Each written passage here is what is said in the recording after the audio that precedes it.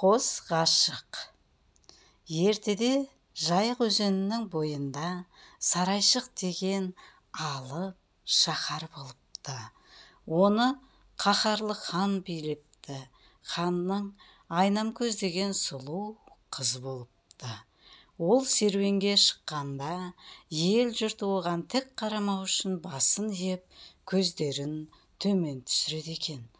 Бірде Ханшайым серуенге шыққанда бір жігіт оған қарап қояды.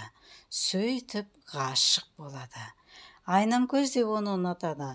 Ғашықтық сезім екеуін шырмап, бірін-бірі көрмесе тұра алмастай күйік кешеді. Ханшайым іш құса болып, сарайдан шықпай жатып алады.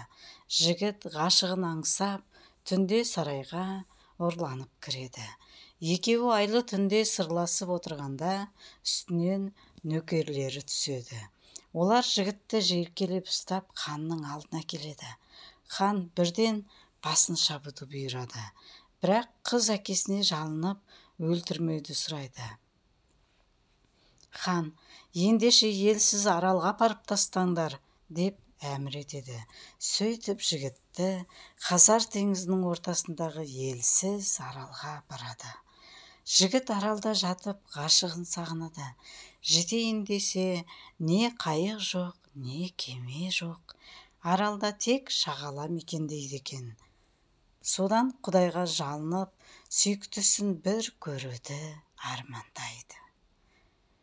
Тәңірісі тілегін қабыл етіп, жігітті шағалаға айналдырыпты. Қолына қанат біткенде, дамылсыз ұшып, ғашығына жетеді. Айнамкөз де құстың көзіне қарап, сүйгенін бірден таниды. Екеуі биік қамалдың төбесінде тұрып, сырласатын болыпты.